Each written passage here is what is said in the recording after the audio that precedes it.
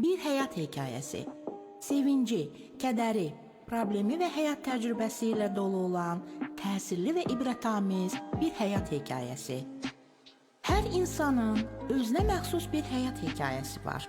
Müxtəlif həyat hekayələrini dinləmək üçün 96.9 tezliyində Marnoli Radiosunun canlı efirində Rübabə Muxtarovanın təqdimatında çərşənbə axşamı saat 12:00-da dinləyə bilərsiniz.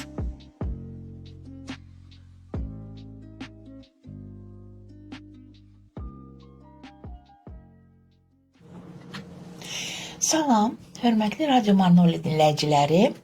Bugün sizi yenidən mən Rübabə Muxtarova bir həyat hekayəsi radio proqramında salamlayıram əziz dinləyicilər.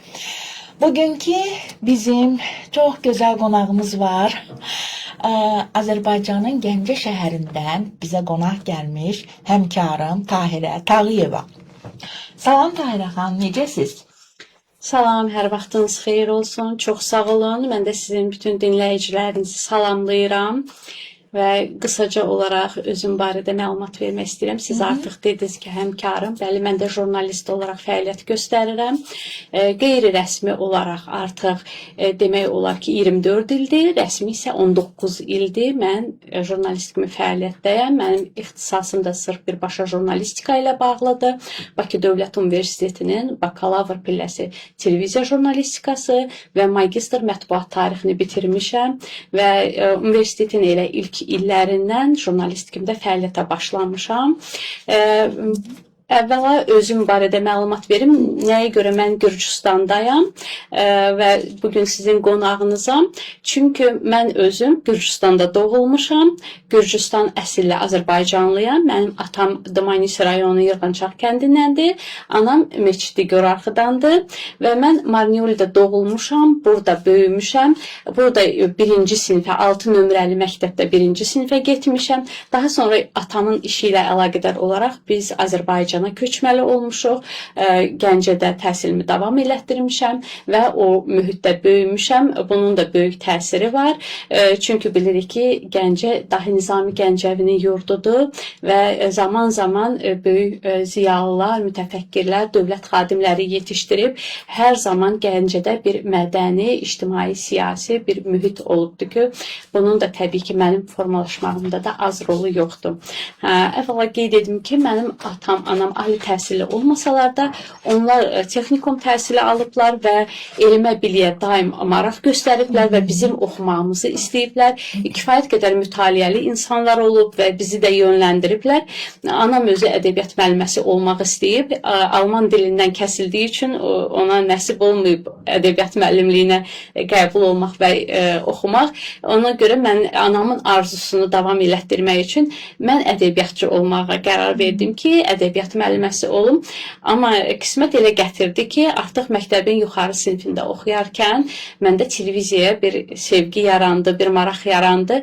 Düzdür, onu dilə gətirməsəm də, evdə deməsəm də gizli-gizli mən həmin ixtisas qrupuna hazırlaşdıqca hər kəs elə bilirdi mən ədəbiyyat müəllimliyinə hazırlaşıram. Hətta özümün məktəbdə ədəbiyyat müəlliməm vardı, Mirvari müəllimə, onu da çox sevirdim. O anamdan sonra da onun eşqi ilə mən ədəbiyyat müəlliməsi olmaq istəyirdim.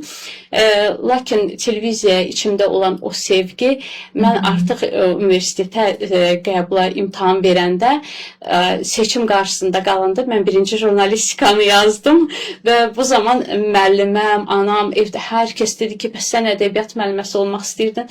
Dedim ki, mən utanırdım və qorxurdum ki, birdən ola bilmərəm jurnalist. Mən ona görə dilə gətirmirdim, amma mən jurnalist olmaq istəyirəm. Elə də o sevgi məni gətirdi Bakı Dövlət Universitetinin jurnalistika fakültəsinə. Orada çox gözəl insanlardan təhsil aldım. Eyni zamanda fəaliyyətə başladım və zaman-zaman da Gəncənin Səsi qəzetindən başlamışam. Qəzetdə düzdür fəaliyyətim çox az olub. Daha sonra Gəncədə fəaliyyət göstərən Internews İctimai Birliyinin bir qolu var idi. Onlar Xəbər Plus verilişi hazırlayırdılar Gəncədə. Orada stajrovka keçməyə başladım.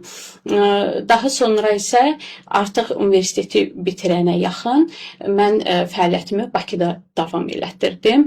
Bakıda hər iki, həm ictimai televiziyanın səhər proqramında, Yeni Gün proqramında, həm də İnternews İctimai Birliyində İslam və Demokratiya layihəsində müxbir kimi fəaliyyət göstərirdim. Beləcə mənim jurnalistika fəaliyyətim başladı və bu günə kimi də davam edir. Çox çətin sənətdir, məsuliyyətli sənətdir. Yəni müəllim olsam da mənə elə gəlir ki, az faydam olmayacaqdı. Mən də müəyyən bir nəslin yetişməsində töhfələrim olacaqdı.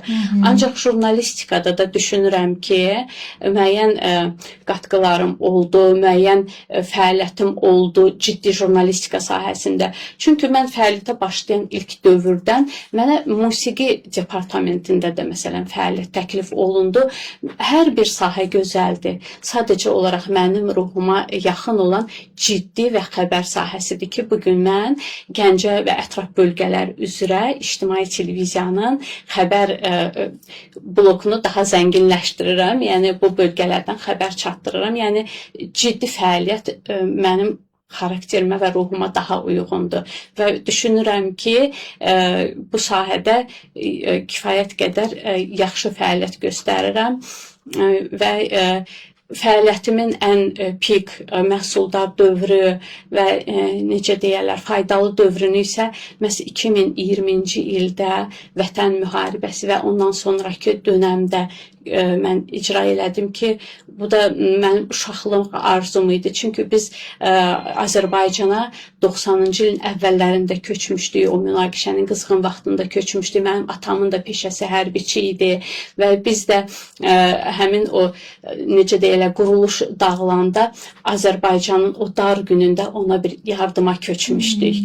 Və mən uşaq olsam da o proseslərin hamısı mənim gözüm qarşısında baş verirdi. Mən körpə idim, ancaq mən deyirdim ki, kəş mən böyük olardım, bu olub bitənləri dünyaya çatdırardım.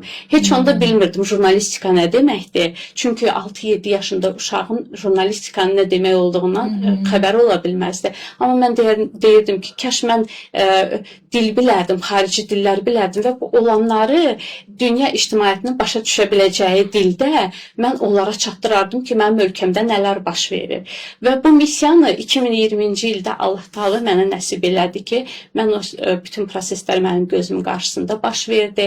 Mən reportajlar hazırladım azad olunmuş ərazilərdən, taleyi qırılmış insanların geri öz yurt yuvalarına qayıdışı reportajlarını hazırlayıram. Həmin ərazilərin çiçəklənməsi, yenidən bərpası reportajlarını hazırlayıram və bu mənə demək olar ki, düşünürəm ki, missiyamı yerinə yetirə bildim. O körpəlikdə qarşıma qoyduğum missiyanı. Çox gözəl.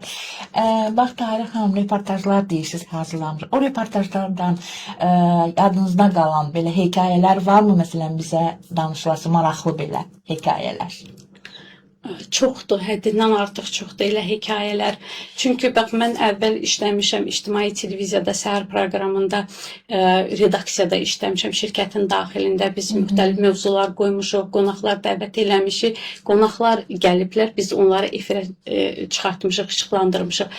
Amma mənim indiki fəaliyyətim sırf həmin əraziləri, ümumiyyətlə Gəncə və ətrafında olan əraziləri qarış-qarış gəzərək, insanların talilərini, hekayələrini tapıb çəkmək, göstərmək, bu daha maraqlı fəaliyyətdir və bu hekayələr saysız, hesabsızdır.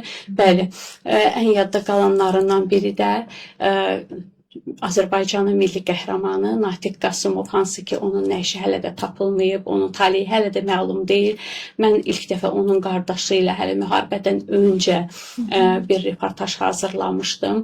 Yəni, tamaşaçıları daha yaxından tanış eləmişdik. Müharibədən sonra qismət oldu. Mən heç, necə deyirlər, xəyal eləyə bilməzdim ki, o milli qəhrəmanın keçdiyi döyüş yolunu, vuruşduğu ərazini və onun ən son necə deyərlər, o əlində bayraqla çıxdığı o məbədi ilk olaraq gedib tapıb işıqlandıran jurnalist ola bilərəm. Heç mən onu xəyal eləməzdim, amma onu mən etdim. 2023-cü ildə antiterror əməliyyatından dərhal sonra elə oktyabr ayında, oktyabr ayının əvvəllərində biz getdik Xocalıya, Pirlər kəndinə, o məbədi tapdıq və həmin milli qəhrəmanın qardaşını da özümüzlə aparmışdıq.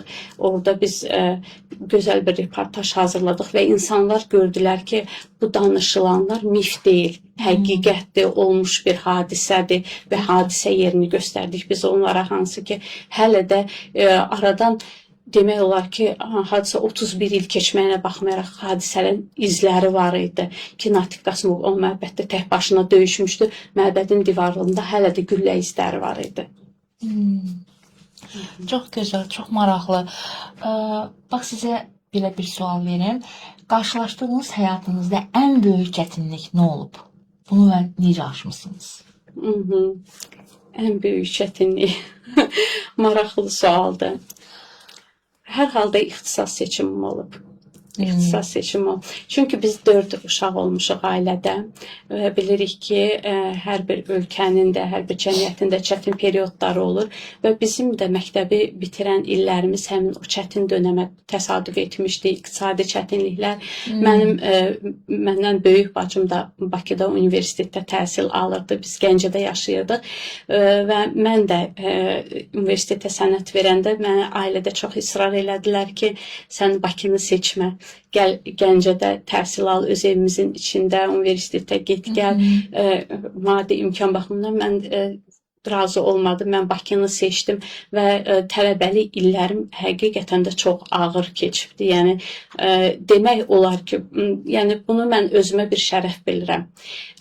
Hətta köhnə paltarlarla, bəzən yeməyə çörək tapmamaqla, amma mən o çətinliklərin hamısının öhdəsindən gələrək, necə deyərlər, öz təhsilimi uğurla həmişə qiymətlərim yüksək olub, fərqlənmişəm, ruhdan düşməmişəm, heç bir maddi, mənəvi sıxıntılar. Elə bil ki, o universitet həyatı, o tələbəlik mənə qol qanat verib. Mən o çətinlikləri aşmaqda mənə daha da ruh verib. Yəni ən çətin məqamım olub. Bəlkə də mən öz evimi seçsəydim, evimin içindəki o universitetdə, şəhərimdəki universitetləri seçsəydim, o qədər çətinlik yaşamazdım. Nəinki kənar başqa şəhərdə, necə olmasa bir başqa mühitdə. Düzdür. İndiyə qədər verdiyin ən önəmli qərar həyatında? Mənim fikrimcə, hər bir insanın, istənilən bir şəxsin həyatında 2 qərar ən önəmlidir. Bir, seçdiyi peşə seçimi, bir, ailə həyatı. Seçdiyi insan. Çünki sən o insanla bir ömür boyu yol gedəcəksən.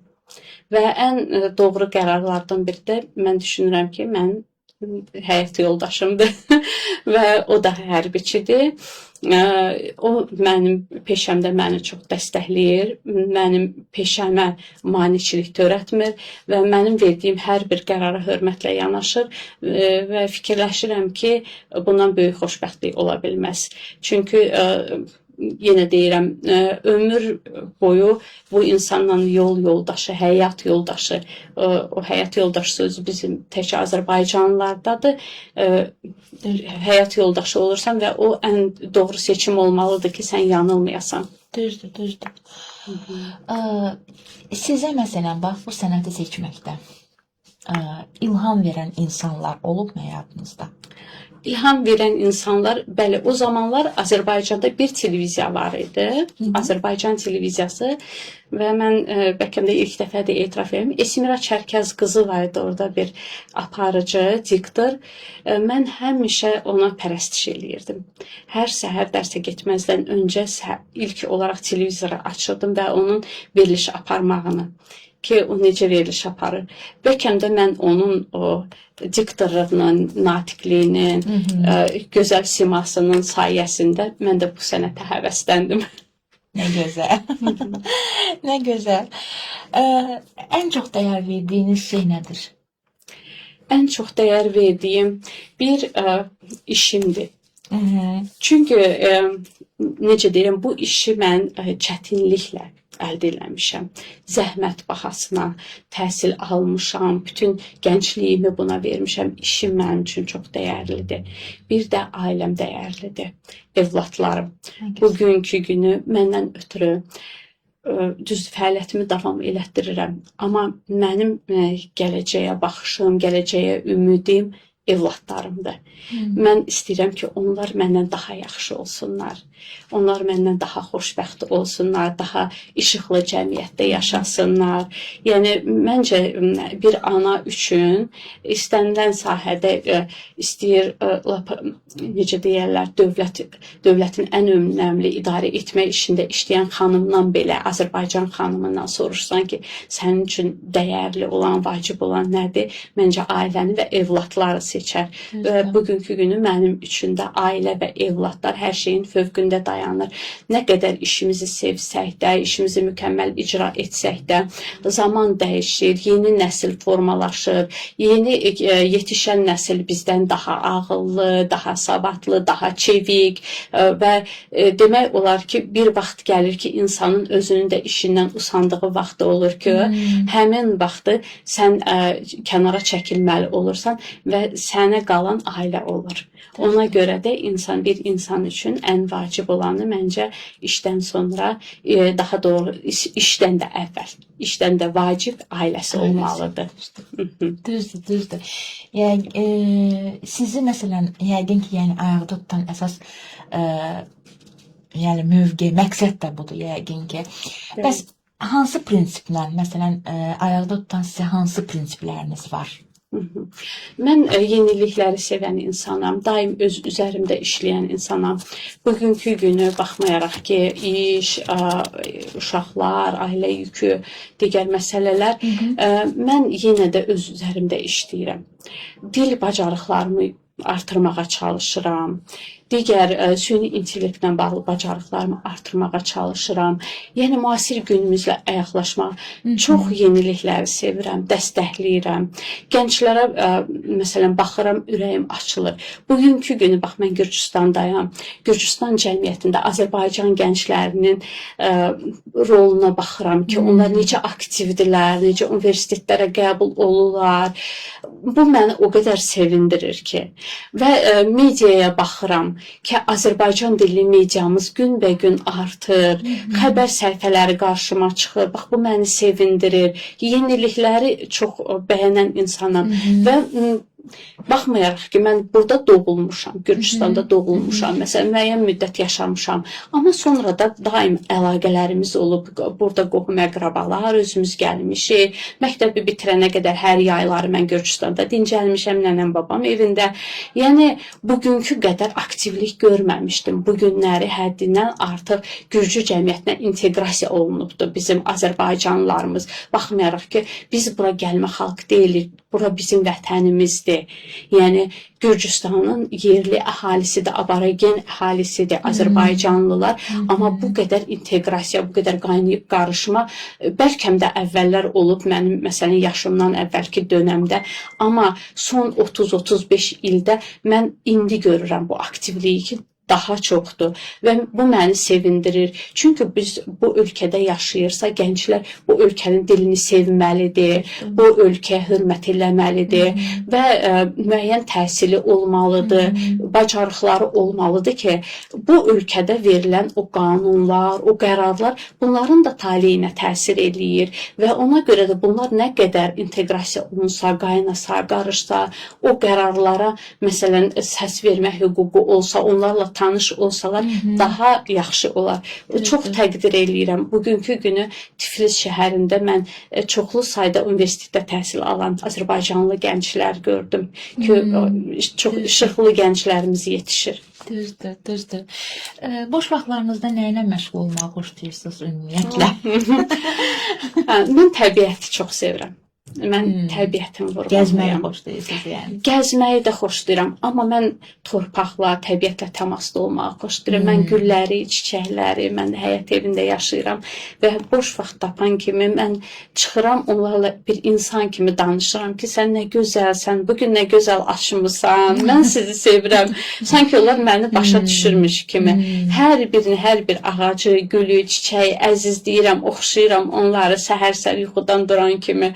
Onlarla belə necə deyim, Ümumiyyətlə, onlar da canlıdır da. Bəli. Və boş vaxt tapan kimi də gedirəm əlcəksiz özdə mən torpağa təmas eləməyi xoşlayıram ki, əlim torpağa toxunsun. Nə isə də özüm əkim, nə isə də özüm bir bəziyim, düzüyüm. Onları xoşlayıram. Mütaliə etməyi xoşlayırsınızmı? Bəli, mütaliə etməyi xoşlayıram və mən bu yaxınlarda Qafqaz Türk Medianın qonağı oldum. Hüseyn müəllimgilin qonağı oldum. Orada da çox dəyərli kitablarla tanış oldum və məni sevindirən həm də nə oldu? Gürcüstan Azərbaycanlılarının ədəbiyyatı külliyyəti toplanıbdı. Hüseyn müəllimin atası o kitabları toplayıb və nəşr edibdi. Onu mənə hədiyyə elədilər. Çox dəyərli bir hədiyyə kimi özümlə Azərbaycana götürəcəm və mənə çox əzizdir. Ümumiyyətlə mən Gürcüstanı çox sevirəm. Burada mənim doğmalarım uyuyur. Mənim nənəm, babam burada dəfn olunub. Biz uşaqlığımızı onlarla keçirmişik və mən hər dəfə onlar barədə danışanda mənim gözüm dolur. Onlar mənə çox əziz olubdu. Ona görə də mən bu torpağı sevirəm. Nə gözəl. Belə bir sual. Ümumiyyətlə gələcək üçün sizin hansı planlarınız, məqsədləriniz var? Yəni işinizlə bağlı, həyatınızla bağlı fərqi yoxdur. Gələcəklə bağlı jurnalistika insanın çox enerjisini alan bir sahədir və müəyyən bir vaxt keçdikdən sonra artıq insan bəlkə də özündə o gücü tapa bilmir. Mən magistr təhsili də almışam. Mənim fikrim hansısa bir ali təhsil müəssisəsində öz ixtisasımı həm bu işin nəzəriyyəsini, həm təcrübəsini bilən bir insan kimi jurnalistikanın tədrisindən məşğul olmaq istəyərəm. Və çox qəribə səslənsə də, hətta zaman-zaman mənim ağlıma bir fikir gəlir ki, mən artıq tam yaşlananda mən Gürcüstana geri köçmək istəyirəm. Və burada bir həyət evi alıb orada kiçik öz bağçamı yaratmaq, o torpaqla təmasda olub sakit bir həyat yaşamaq istəyirəm. Nə gözəl. Ümumiyyətlə bax belə bir sual. Əgər məsələn geriyə dönsəydin, sənə bir daha şans verilsəydi, nəyi fərqli edərdin həyatında? Nəyi fərqli edərdim? Çox çətin sualdır. Mən düşünürəm ki, yaşananların heç biri təsadüf deyil. Və bu ömür yolunu, bu həyat yolunu bizim üçün Allah Taala'nın yazdığı bir talih adlandırıram. Ona görə də onun heç birini dəyişmək istəməzdim. Nə qədər acılı, şirinli günləri olsa da, mən qədərimə şükür eləyirəm. Mən şükürlü insanam, inanclı insanam və heç nəyin təsadüfən olduğuna inanmıram. Əgər nəsə qarşımıza çıxırsa, onu mütləq bizi yaradan və bizi sevən Allah nəsə bir oradan bizə bir fayda mı deyim, bizə bir düz yol mu deyim, nəsə bir gələcək ki, onu Allah Taala bizlə qarşılaşdırır. Və ona görə də əgər hansısa bir həyatımda çətin sınaq da olsa, əgər o sınağı adlaya bilmişəmsə və onun sonucunda nəsə əldə eləyə bilmişəmsə, demək ki, Allahın o sınağından üzü ağ çıxa bilmişəm. Yəni, o çətinliyə də şükür eləyirəm mən. Ona görə də heç nəyi dəyişmək istəməzdim. Məncə, Allah necə məsləhət bilib, hər şey elə olub. Nə gözəl, nə gözəl. Bayaq dediniz ki, övladlarınız var. Neçə övladınız var? 2 evladım var. Qızım 12 yaşdır, Fidan və oğlum 11 yaşında Famil. Onların da Allah saxlasın. Sağ olun. Onların da təhsilinə çox böyük önəm verirəm. Hər ikisi həm orta məktəbdə yaxşı oxuyurlar, həm musiqi məktəbinə gedirlər. Qızım artıq pianinoda 6-cı sinifə keçdi. Mən onu çox erkən qoydum, çox tələskənlik elədim. Çünki istəyirəm ki, onlar hər şeylə daha tez tanış olsunlar, hər şeyi görsünlər. Elə bilirəm ki, ömür yetincəyə qədər mən onlara əlimdən gələn hər şeyin ən yaxşısını təşkil eləməyə çalışıram. Və oğlum da Truba üzrə təhsil alır. O hərbini çox sevir, atası kimi və hərbi vətənpərvərlik marşlarını ifa eləyə bilsin deyə mən onu Trubaya qoymuşam ki, gələcəkdə həvəsi olsa hərbi orkestra getsin, orada davam eləsin. Lap yaxşı, nə gözəl. Bax, düzdür, siz özünüz də çox gəncsiniz, amma sizdən gənc nəsilə, bax, yeniyetmələrə, bax, bu dəqiqə məsələn də nə məsləhətiniz, nə təsəlliniz olardı, belə, nə demək istərdiniz? Gənclərə məsləhətim olardı ki, elm və yalnız elm. Dahi Nizami Gəncəvi demişdi, elmlə, biliklə başqa cür heç kəsə üstünlük eləyə bilməz. Yəni, elm hər şeydən qüvvətlidir. Bugünkü günü elmə sərf olunan zaman nə qədər vaxt keçsə də, məkan dəyişsə də, fərq etmir. O qazanılan bilik haçansı sənin yardımına gələcək, haçansı səni işığa çıxardacaq, gün üzünə çıxardacaq. Sən onun bəhrəsini görəcəksən. Mən öz ailəmizin nümunəsindən deyim. Mənim bacım Bakı Dövlət Universitetinin Biologiya Fakültəsinin Rus bölməsində təhsil aldı. O ailə qurdu, getdi Rusiyaya. Biologiya müəlliməsi idi. Amma o təhsil aldığı müddətdə özünün ingilis dilisini gəlişləndirirdi. Hamı deyirdi ki, sən biologiya müəllimliyi oxuyursan, sənin nəyinə lazımdır ingilis dili? Amma bugünkü günü o yaşadığı şəhərdə ingilis dili üzrə şagird yetişdirir. İngilis dili üzrə repetitorluq eləyir və onun diplomunun heç bir önəmi olmadı. Onu məktəbə dəvət elədilər ki, siz bu proqramı bilirsiniz, siz bu dili bilirsiniz, gəlin tədris edin. Bizdə kadr çatışmazlığı var, gəlin məktəbdə fəaliyyət göstərin. Yəni, bu bilik harada qazanılmağından asılı olmayaraq, dünyanın o biri başında da olsan, sənin köməyinə gəlir. O bilik elə bir mülkdür, elə bir neymətdir, elə bir sərvətdir ki, hara getsən sənlə gedir. Bu başın içində, onu heç kəs səndən ala bilmir və onu sən paylaşdıqca o azalmır, əksinə artır. Necə belə təkrar biliyin anasıdır. Sən onu təkrar edib qarşındakına ötürdükcə o sənin beynində daha da möhkəmlənir və artır. O elə bir sərvətdir. Oxusunlar, ancaq elmli olsunlar. Yaşadıkları ölkənin, indi Gürcüstanda yaşayırlarsa, Gürcüstanın dilini sevsinlər, ölkələrini sevsinlər, cəmiyyətə fayda verməyə çalışsınlar. Sən cəmiyyətə fayda verdikcə, inanın ki, o cəmiyyət də sənə faydalı olacaq. Sən özün də yüksələcəksən və o cəmiyyət də səni yüksəldəcək. Sən nəsə ver ki, əvəzində nəsə ala biləsən. Yoxsa bekar oturmaqla, əli üstündə qoyub gözləyim ki, kimsə mənə nəsə verəcək. O elə olmur. Gərək sən özün verəsən ki, onun əvəzində nəsə əkəsən ki, onu biçə biləsən.